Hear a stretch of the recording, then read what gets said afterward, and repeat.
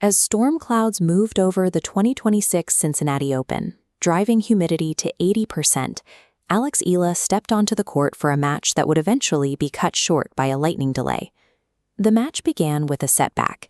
Ela dropped her opening service game to Romania's Elena Gabriela Ruse, facing an immediate 0-1 deficit in the heavy air. Yet that first game was Ruse's last. This timeline tracks the sudden shift. 9 consecutive games won by Ela without a response. The point distribution was heavily lopsided. Ela captured nearly 70% of all points played, 43 compared to Ruse's 19. While an early break of serve usually implies a close contest, the sheer efficiency of Ela's response suggests a specific tactical driver was at play. Mapping the player tracking data shows a focus on court geometry, a systematic effort to restrict Ruse's movement through spatial positioning. Controlling court space generates a statistical momentum that quickly erases an early deficit. To find the source of that momentum, we have to look at Elena Gabriela Ruse's service mechanics. While her first serve was competitive, her second delivery exposed a severe vulnerability. The receiving data shows a massive gap in efficiency. Ela won 77% of her receiving points, compared to Ruse winning just 32% on the other side of the net.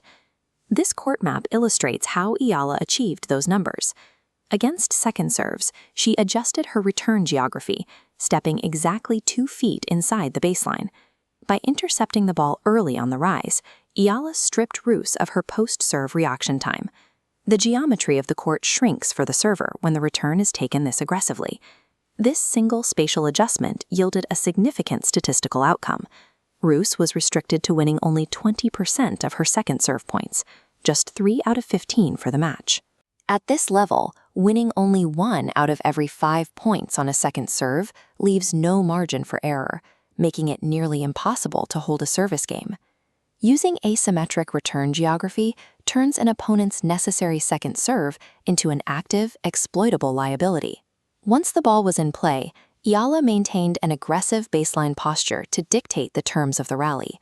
This diagram maps the second pillar of her strategy, relentless cross-court forehand depth, targeting the final 3 feet of Ruse's baseline.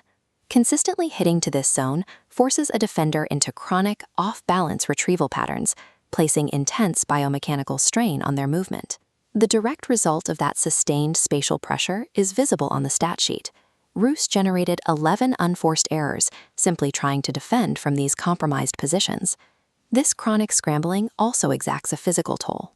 Shortly after absorbing this baseline pressure, Ruse required medical attention for her right ankle late in the first set. The breakdown accelerated from there. Trailing 0-3 in the second set, Ruse called a medical timeout before eventually retiring during the weather delay.